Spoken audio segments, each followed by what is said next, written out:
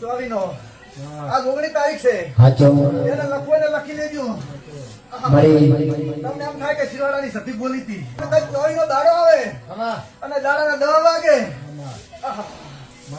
ઈશાનમાંથી વાદળી ચડે અને તો 4 વાગે ટ્રેન આવે.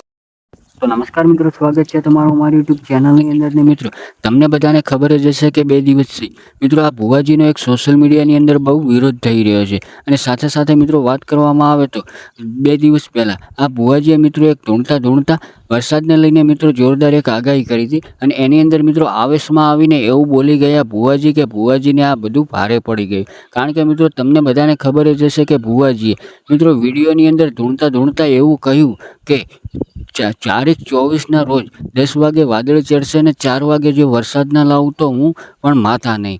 આવી રીતે મિત્રો ધૂણતા બોલી ગયા. અને ત્યારે મિત્રો આ વિડીયો એક સોશિયલ મીડિયાની અંદર બહુ વાયરલ થઈ ગયો. અત્યારે મિત્રો વાત કરવામાં આવે તો આ ભુવાજી મિત્રો આખરે ખોટા પડી ગયા છે. કારણ કે મિત્રો વાત કરવામાં આવે તો તારીખ 24ના રોજ કોઈ પણ મિત્રો વરસાદ કે વાવાઝોડું કોઈ પણ આવ્યું ન હતું. પણ અત્યારે મિત્રો વાત કરવામાં આવે તો આ ભુવાજીની સોશિયલ મીડિયાની અંદર ઘણા લોકો મજાક બનાવી રહ્યા છે, મજાક ઉડાડી રહ્યા છે. કારણ કે મિત્રો આ ભુવાજીએ આખરે મિત્રો ધૂણતા ખોટા આવેશમાં આવીને મિત્રો આગાહી કરી નાખી હતી 24 તારીખને લઈને. પણ તમને બધાને ખબર જ હશે કે મિત્રો અંબાલાલ પટેલ જે આગાહી કરે છે તે મિત્રો સાચી પડતી હોય છે. કારણ કે મિત્રો અંબાલાલ પટેલ બધા નક્ષત્ર અને વિજ્ઞાન ઉપર આગાહી કરતા હોય છે. આવી રીતે અંબાલાલ પટેલ કોઈ દિવસ ધૂણીને આગાહી કરી નથી.